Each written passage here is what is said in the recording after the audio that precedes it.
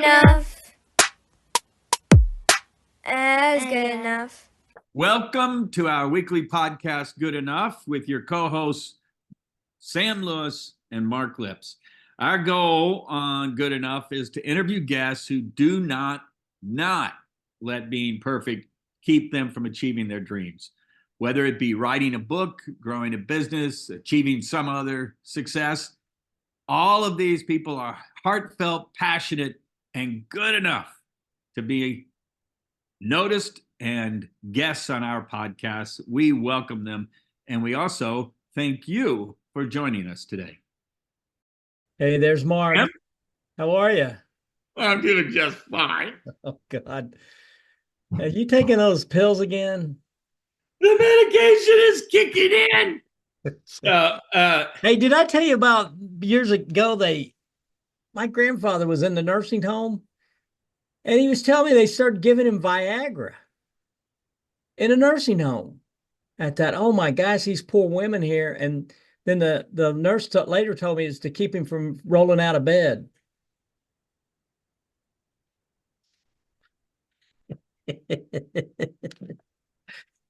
The Viagra kept. Let me say that again. The Viagra kept him.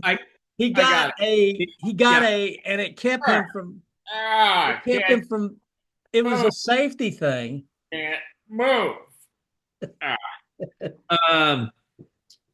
That joke was brought to you by Good Enough. So I'll tell that at Rotary. That'll be a big hit. All right. Hey guys, ladies and gentlemen, ladies and germs. I'm Mark Lips, and this is my buddy Sam. And we're brought to you by, on my end, here in Northern California, the Right Choice Farm Stay and Catering. Big doings coming up this weekend with our Big Valley Small Farms tour. I'm going to be pressing apple juice, and we'll be selling all kinds of baked goods. And you pick. Didn't you get arrested for pressing apple juice in public one time? Yeah. You can't press so close that people talk. So the Sam, that was terrible. It was. Hey, I write them as I go, man. Anyway, and also happy Friday, neighbors. Brought to you by my newsletter I've been doing for, I keep saying 25 years. I think it's got to be over 25 years now. Oh, yeah. I'm certain. Have not missed, you know what I realized? I have not missed a week in 25 whatever years. Long time, I know that. I've been all over the world, and I'll some balcony in Italy, and I'll knock it out, So if anybody wants to be on it, you can email me, and you'll see that in the credits. Hey, thanks for sharing my poem. Yeah. Well, it gave me a soapbox to talk about. There was another school shooting today, and then Charlie Kirk got shot today. He died. Did he die? I just read he died. Well, I'm not his point of view, but I tell you, that's just terrible. If that's our response, that's our answer. We're just never gonna. What are these guys doing, by the way? The left and the right are so at each other that is any work getting done? Is anything happening? Is anything moving forward? That's a good. And who would? If they're, don't they have stuff isn't there a to-do list that they should be working on, as politicos and stuff like that? I feel it's like 1968, 69 all over again. Actually, the thing is, in 68 and 69, and I think I've brought this up before, Bill Moyer said, someone asked him, what's the difference between now and then? He said, you know what? It was smaller at the top and not as much money involved. I believe that. I mean, that's how I believe. That's what I believe. And someone did a survey, and haven't announced your sponsorship yet, but someone did a survey on once again asking, they do it every 10 years or so, are you more interested in socialism or capitalism? And capitalism is starting to go down, only because I don't think it's because, yet they'll have a caveat in there, say, well, I'm all about small businesses. So what they don't like is the fact that he who has the gold makes the rules, and that there is too much concentration of that gold. They don't love socialism. They just disenfranchised with or disenfranchised with capitalism. Not that's not the right word. Well, the thing is, disillusioned by capitalism, but they're not social. They're not falling in love with socialism. No, because we are a hybrid. I mean, we are social. Yeah, absolutely, 100%. Yeah, so that's what makes insurance companies work. Yeah, without collective pooling of, we wouldn't have insurance. Oh my God! And the insurance companies operate at the pleasure of our government. Well, I don't get me going on insurance companies. That health insurance. Did you see where New Mexico? At least it's a step, but if you fall within a certain income group, your child care is 100%. One of the poorest states in the union has done that. Yeah. And if they can do that. Well, but that doesn't go far enough. That's why in high school. Yeah, it doesn't go far enough, but it's still I unique. would say that in the school system, we have programs for the disadvantaged. We have programs for the overachievers, but what about in the middle there? Yeah, right. So, I love it because to try to get health care for your infant and you can't afford it and no one will take, that's terrible. The mortality. I own a staffing agency, right? I own a staffing agency, and these people come in, we're hiring at a certain strata of the social system, right? And you can just see it. We've had them, why, man, I got to quit work. Why? Well, I got this kid issue with this or that, or, or they need to change jobs and they take less money, but they can get insurance at this other place, or childcare is another thing. What did I just read about? Is it New Mexico is also paying for certain childcare? No, it came out in the news today. New Mexico is the first state in the union where 100% of your child care and insurance. Yeah. If you fall below a certain income level, Now the tricky part, everybody's gonna love this, is finding child care providers. That income level. Well, to find child care providers, because the workforce is finite. Right. And also, and I hate this, I might as well say it. If we don't have immigration, and I would like it to be legal, but if we don't have immigration, we don't have child care providers. We don't. Look at Central California and all these, but nevertheless, the thing is, there are still going to be companies. How are they going to be taken care of? A child care company still has to pay its bills, still, so I should have read deeper into that article. I was scanning headlines before I ran off, but I read it on a Substack article this morning, and it didn't give the details. So is the state picking up the tab for that? The state is creating a line item for all of that. That was my impression for the article, but again, I didn't read the details, so I shouldn't say. That's the way they'd have to do it. You know. But my thing is still, where are they going to get the people to provide the child care? You can't get people to work in factories. You can't get people. There's not people to work in the fields. There's not people to work, put your roof on. There's not people to right now. Well, I don't know. That's a couple of issues you're bringing up, but childcare, more and more companies. Oh, sorry. More and more companies are beginning to offer childcare. We did at Fox going back years, ago, but offering childcare services. if they can afford it, if they can do it. And then it's like the old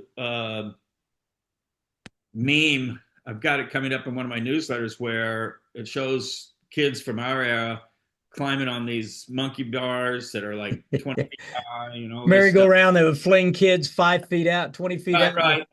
And some adult is saying, all right, well, don't come crying to me if you fall, hey. And then it shows today and it says, okay, well, if you fall, I'm suing the school, I'm suing everybody, And that's the other thing. Like I'm doing these human trafficking presentations, right? Supposedly in January, if I get this grant.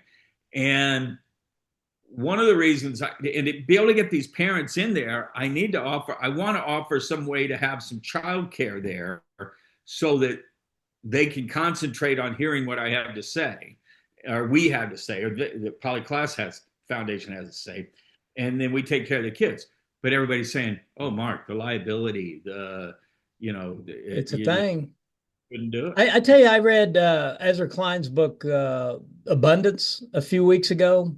I recommend that book to anybody who wants to think about how to solve these problems. And we've created these problems, and you're hitting the nail on the head. We've created these problems, we said, yeah, you should be able to sue if your kid's swinging around on a metal maypole and gets flown 30 feet in the air and hits, well, yeah, I don't know. We should be able to, but I want to discuss this human trafficking thing with you further at another time. Yeah, I have some strong feelings about, and I have some experience with it. Oh, wow. I would like to hear about that. But I clipped, oh, shoot, Patty's in the waiting room, right? Yeah, I'm looking forward to talking to her because she got some splaining to do. Oh, she's got so much, yeah. It's 4 o'clock. Absolutely. She's who I want her to mentor me. I want her to tell me how she's making it happen. She's written 3 books since 2015. I'm telling you, brother, I got one I just finished to finish the draft. I got to do something with it. It's driving me nuts. But yeah, I'm looking forward to this. Let's go. All right. Here we go. Bring her up. Yeah, we got Patti here. Let's get her in here, Mark. Yep.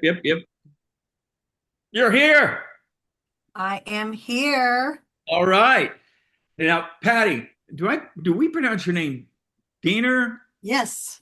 Diener. That's what I thought, And welcome. Thank you for having me. Yeah, welcome to the Good Enough. This is my buddy from high school, Sam. Hi, hey, Patti. Sam. How you doing? Good to meet you. 10 years ago. But is that how it's starting? Listen, this thing's gonna fly. Okay. So hey, let's do something. Let's do something first this time. Let's take a picture first, so to speak, so I can find it. So act like I'm taking a picture. Smile at the camera. 1, 2, 3. I love it. Perfect. I love it. That's usually me. So listeners, viewers, this is Patti Diener, and I got a lot of questions, Patti. Oh, great. I got a lot of answers, maybe. We got it. So you may have to, if there are certain key things you want to get in there, you're going to have to push them in because let me tell you, you're like our hero. I don't know about that. So Sam, we interview. Well, can I get my first question in? I'll just because I know I won't have a chance. But I know Mark's got a bunch of good questions about writing, the process, getting published. Sure. But I want to know what illegal art is. When you're, out there tagging buildings and doing graffiti that, was not commissioned. Because I was reading that this is a very entertaining thing in Amazon describing your book. It's one of the better entertaining descriptions of a book, and I read a lot of them. Yeah. Well, thank you. I mean, I belong to a writing group, and my writing group helped me change that like 5 times before we decided that this was the one. I like it. You write those descriptions. Yes, absolutely. So viewers, let's start at 30,000 feet. Patti has just launched her 3rd book. No, two. Oh, I thought there were three. Well, I actually have written several, but this is only the second one that I've published. Oh, gotcha. Okay. I thought I saw three on your. Okay. Yeah, I Anyway, saw 3 titles somewhere. yeah, that's what I thought.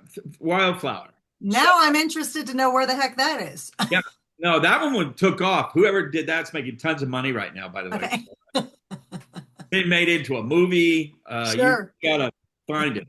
Thank you.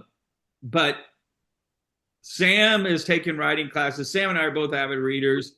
Both of us write, but we've never written a book. And No, that's not true. I've written a couple books, drafts. That's okay. And that's Still the writing. real hard part starts after what I've done. Are these self-help books, Sam?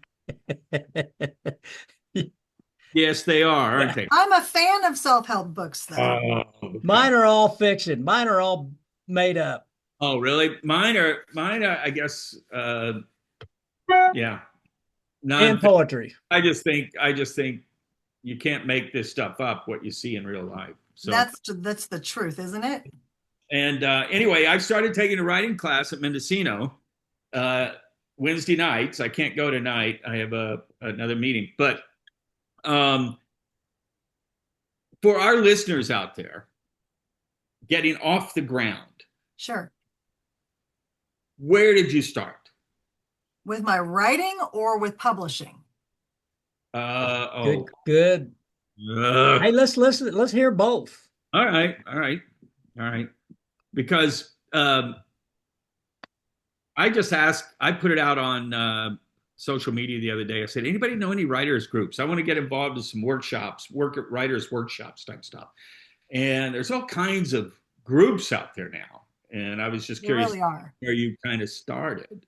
Well, I started alone. And because I've always written, I've written since I was a child. And I think that most people that are writers will often say that.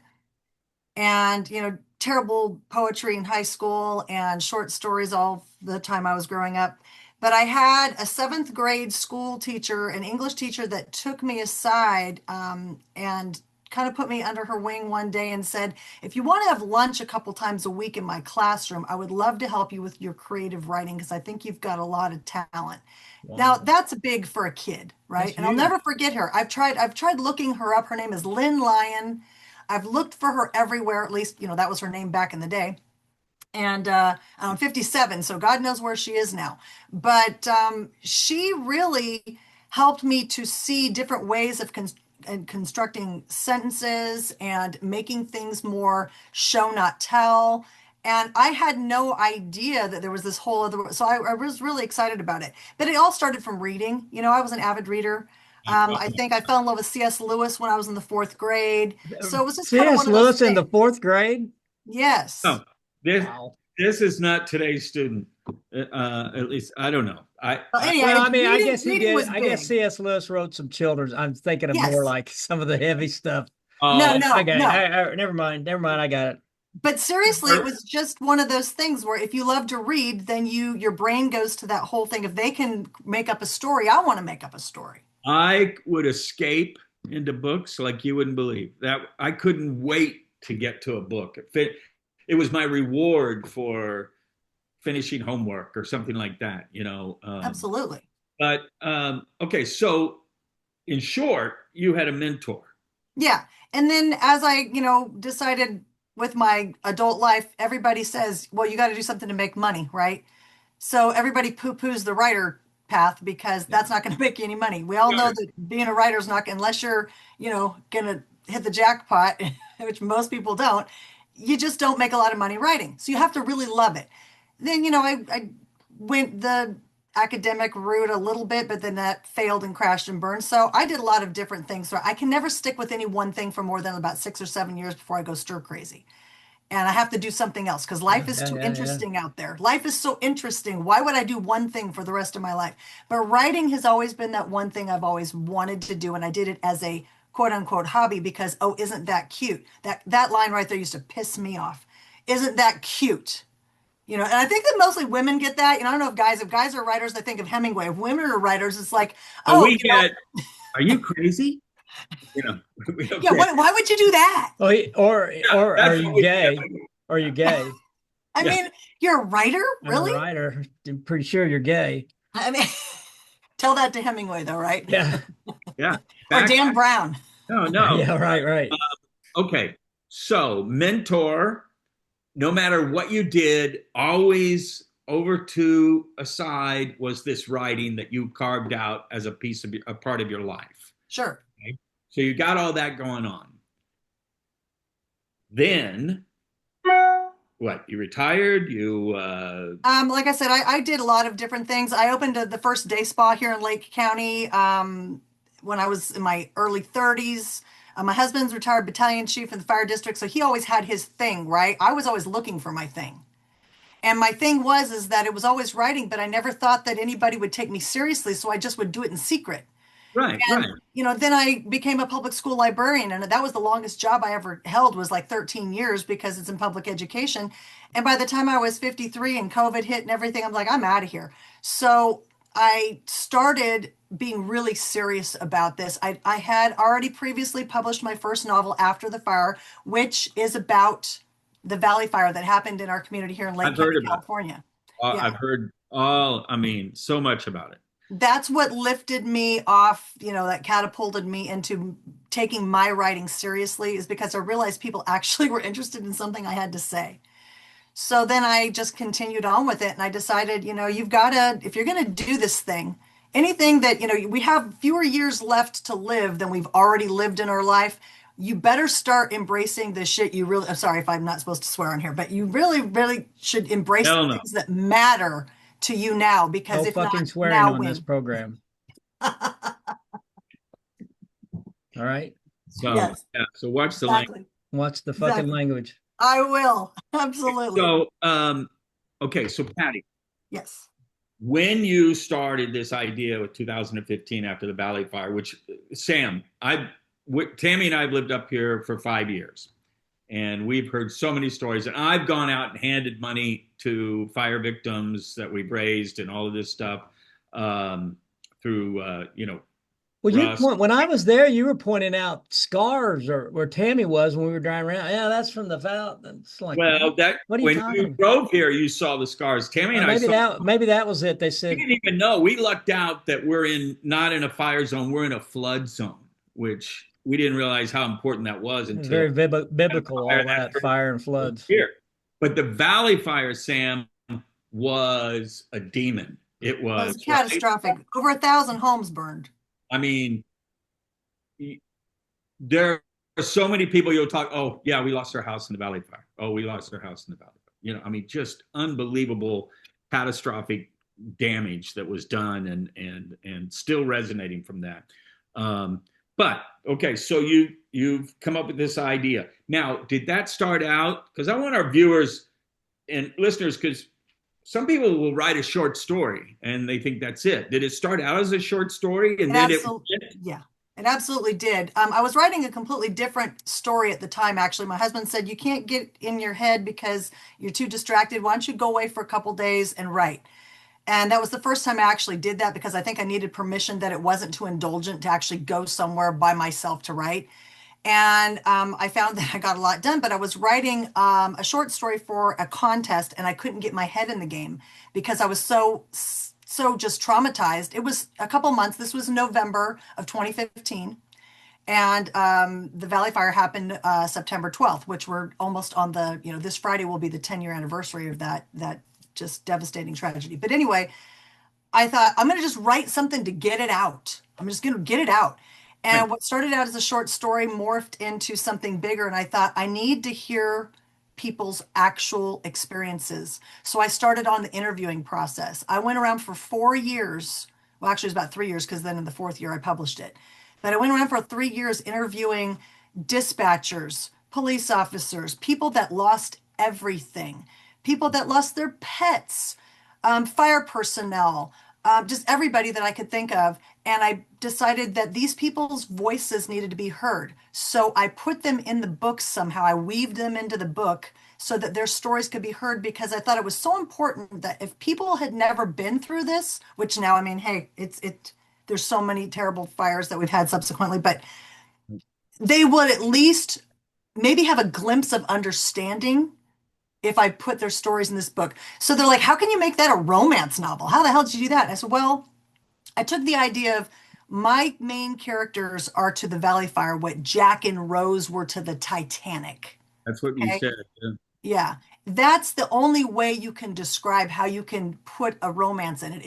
And it's after the fire because that's what the book was. It was about the aftermath of this and how the community could rebuild and find their bearings again when you don't know where to go. My first line in the book is, where do you go when you have nowhere to go?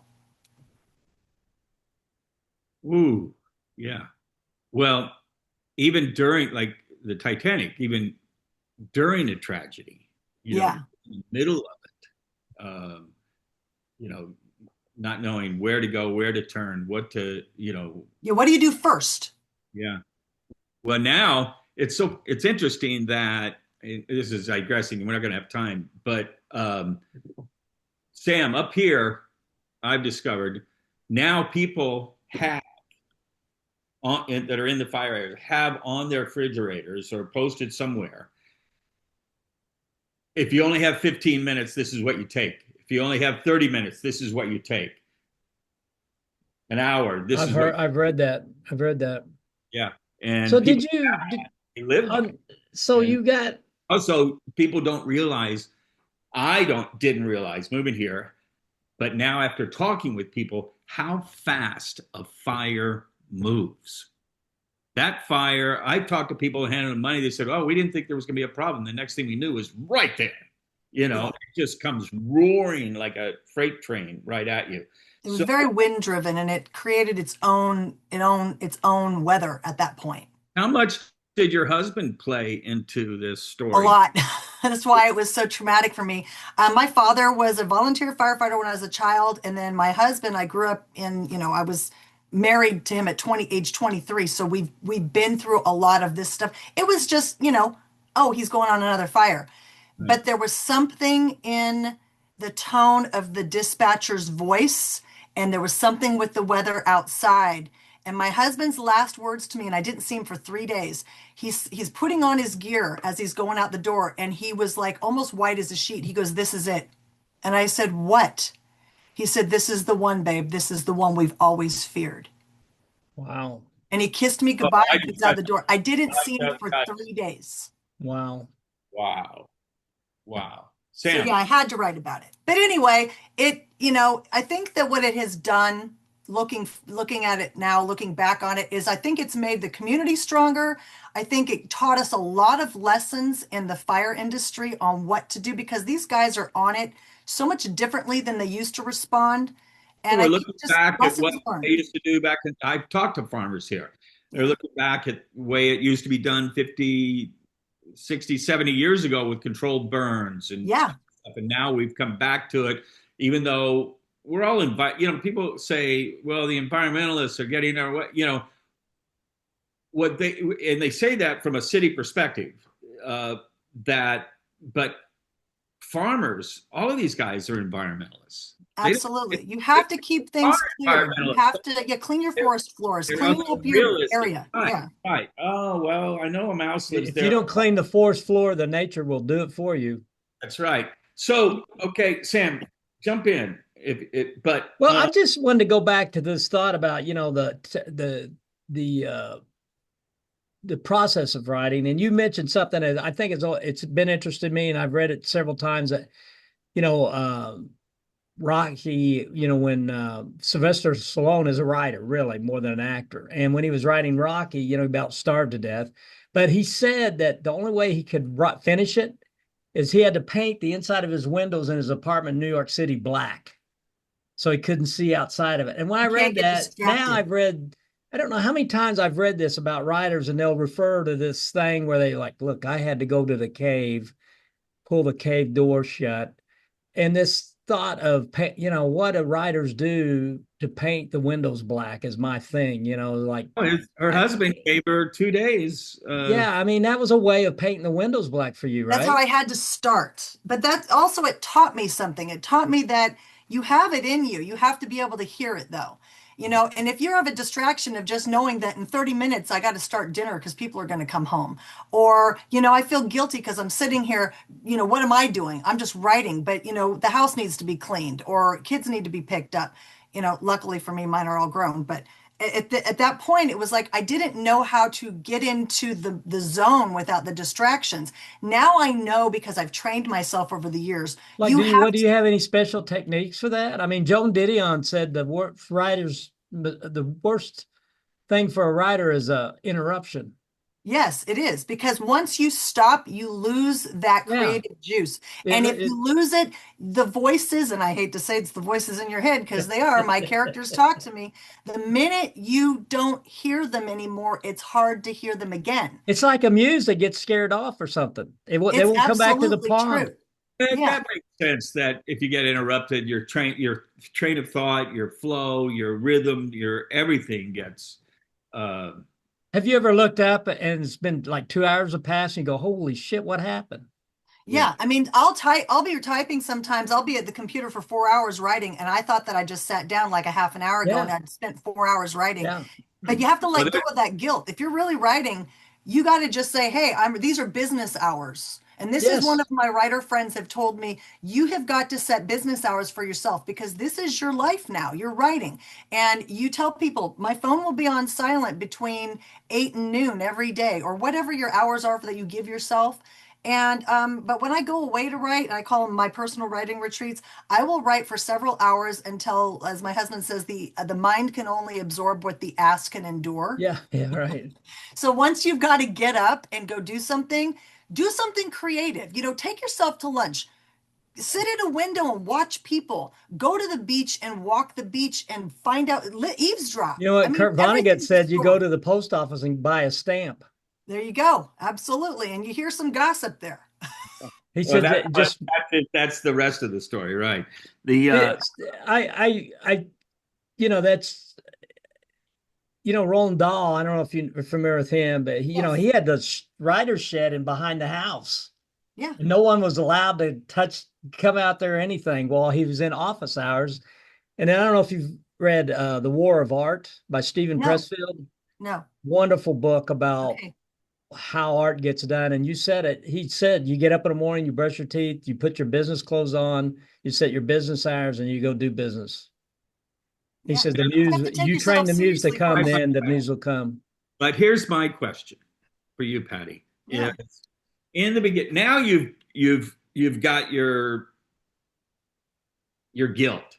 For instance, I always liken it to working out. The hardest part about working out back when I used to work out, but the hardest part about working out was getting up and going to do the workout.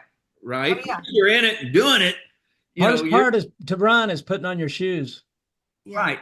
And then if you do it long enough and consistent enough, then you feel guilty when you don't do it. And that makes you do it. So for instance, I'm taking this writing class at Mendocino. And I told Jonah, I said, Jonah, the reason I'm taking this is I want you to make me accountable. I want you to make me where I have to sit down and bring something to class that I've written.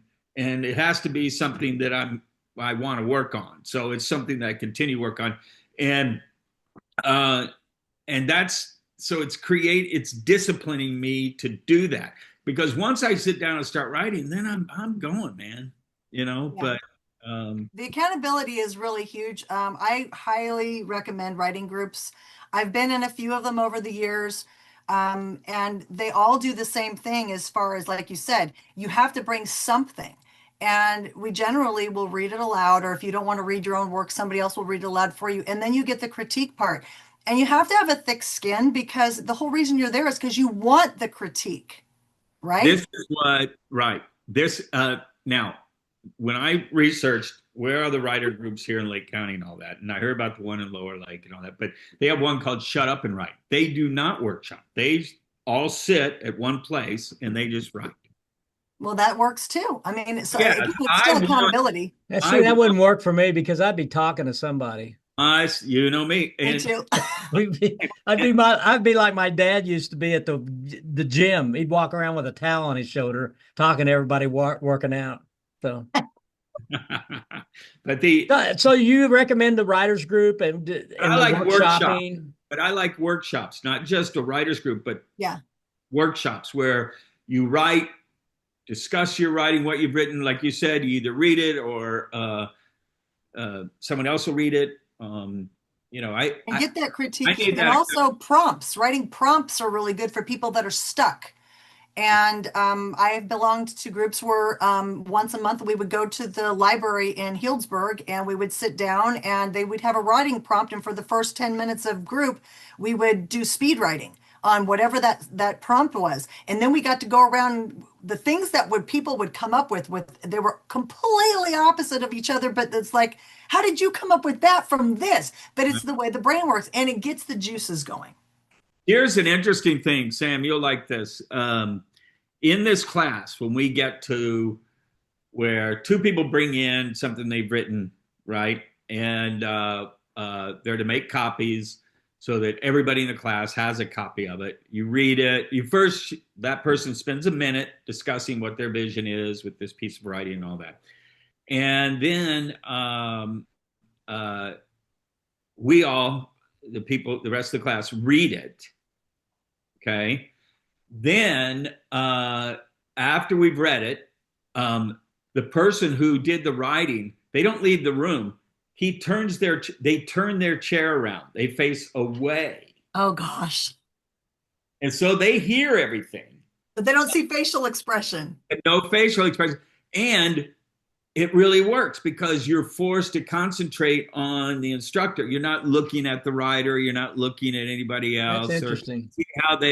And it works. And then after you've said all these comments, and it feels like they've left the room,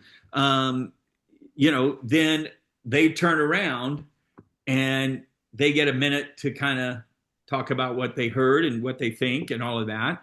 And also on our copies that they've given us, you write all those things down that you're thinking about their writing, and then they collect all those at the end. Do they read their stuff that night, or do they send it ahead of time before they get to... No, it's read that night.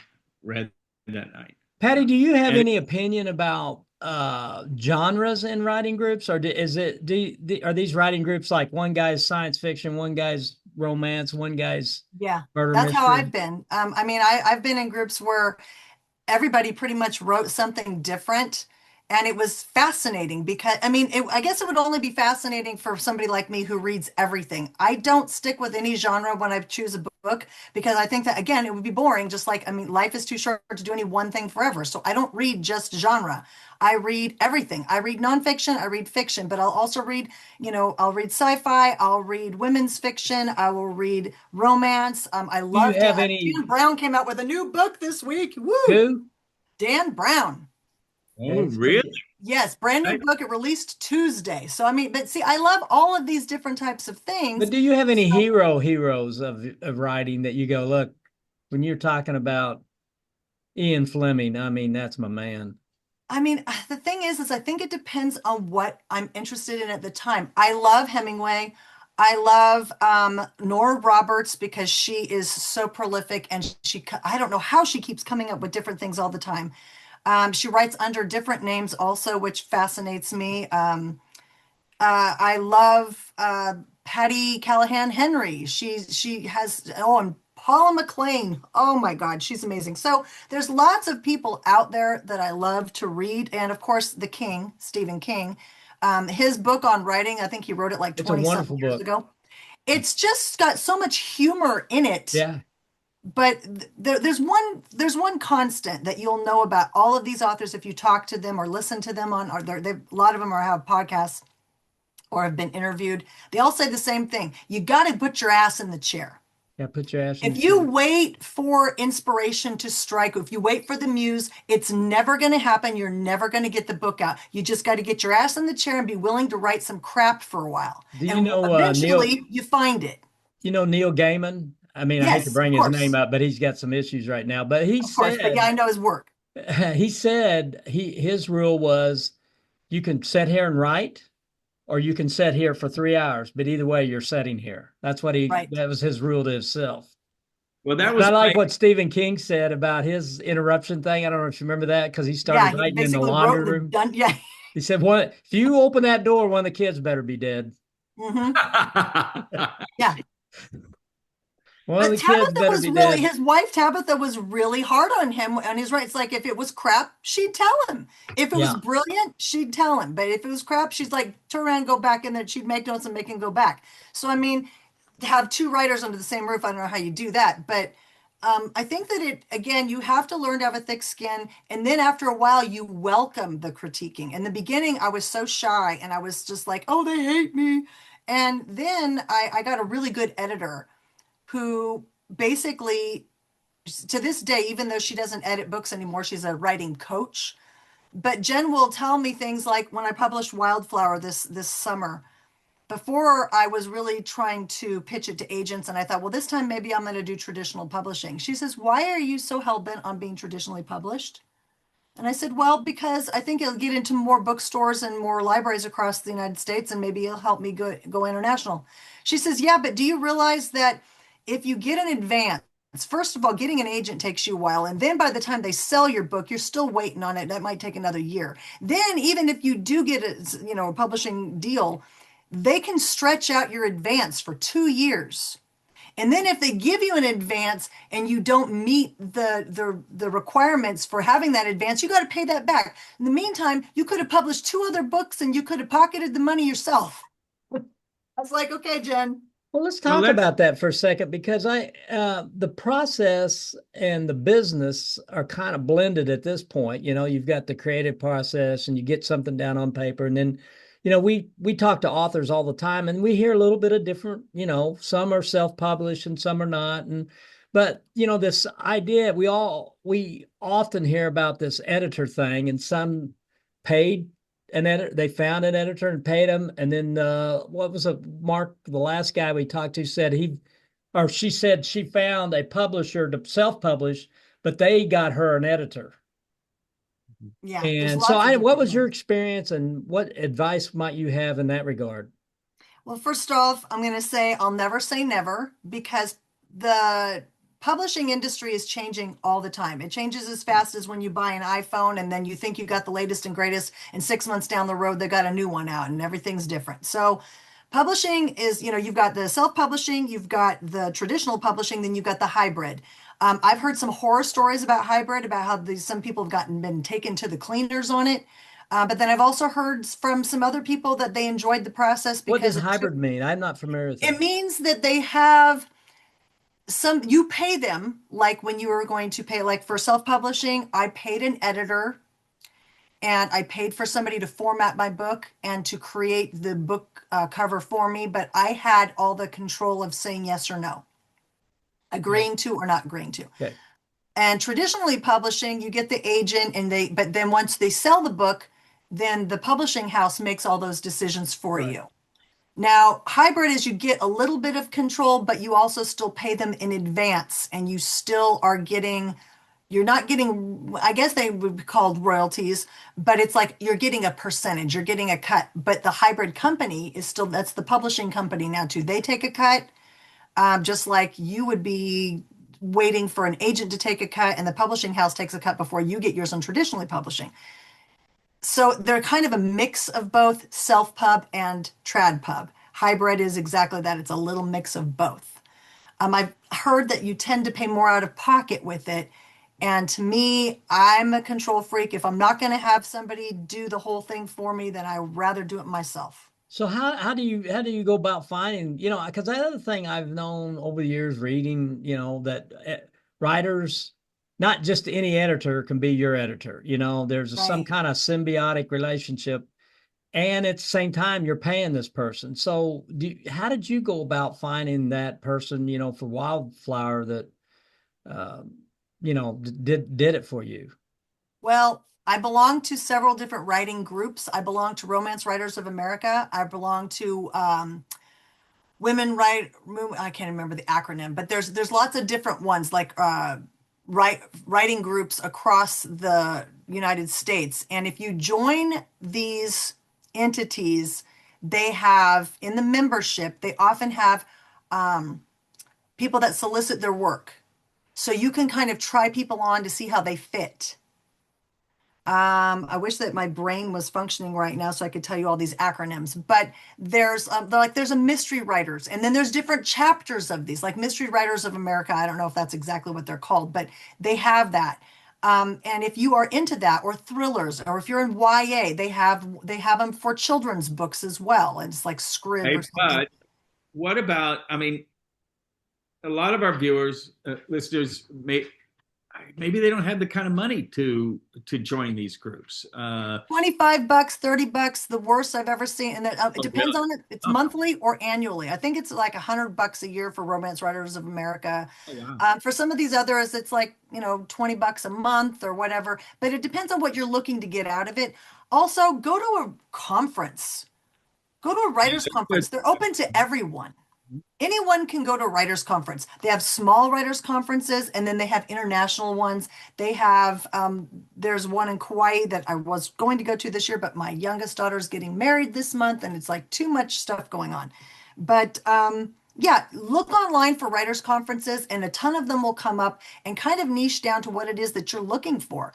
And if you just aren't sure, go to a small local writing conference in your area to start with. They always have workshops. They always have people there talking to you about legal, talking to you about, just even design. There's so many things that you can get out of just from going to a conference, and then you meet your people. Right. Finding your tribe that will help you to get from where you are to where you want to be. That's key. Wow. Good advice. And I think that when you get involved with these groups, that puts your ass in the seat and gets you doing something. So yeah, you've got to be involved. Yeah. But so when you were working with the editor, did you just send them the whole manuscript, and then a week later they came back, it looks like your 7th grade English paper? Yep. Red ink all over it? Yep. I mean, except for everything's electronic now. I have a sensitive, you know where I'm going, Sam. I have a sensitive question. Yeah, at least it wasn't the last minute of this. How do your publishers or do you have anything to do with AI? No. Oh, wait. Let me caveat with that. My book cover has a percentage of the picture that the company that designs my book covers, they did use a little bit of AI in the book cover. My writing, never. And I will tell you why. I don't want anybody to have their work stolen, because we work far too hard for that.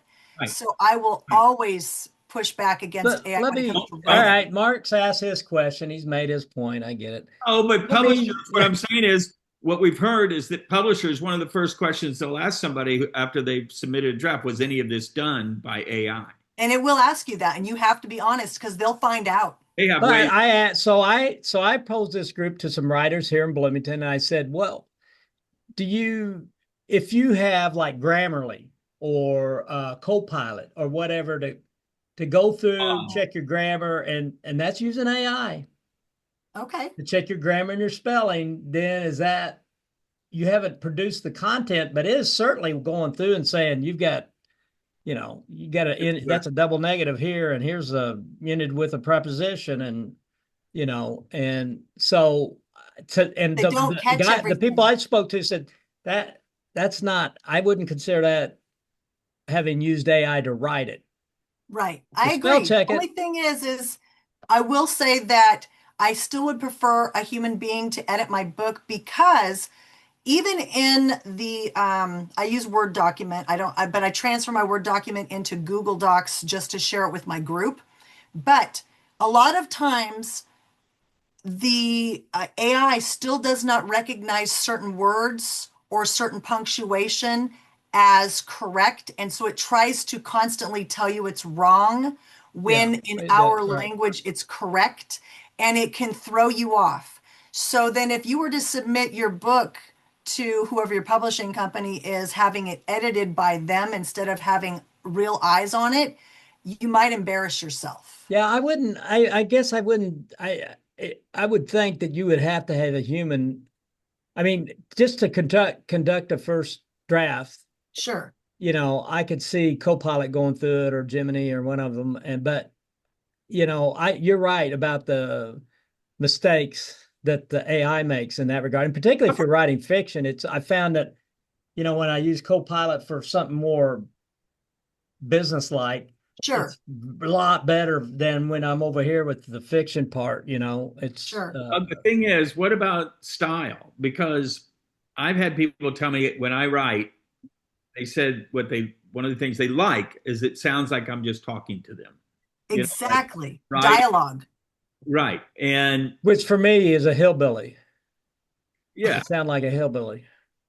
Hey, we're down to 1 minute and 25 seconds. But if I were to put that through AI, they take all that style out of there, I think, and it would be so correct that I lose. Did we really burn this much time up that quick? Yeah. Oh, we still have more questions for you, lady.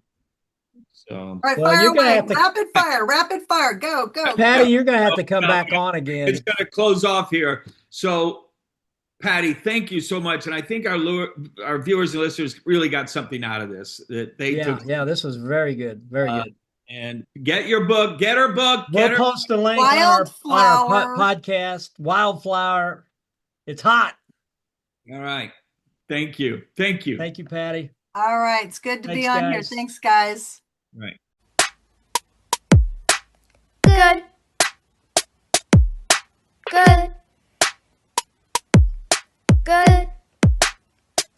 Enough.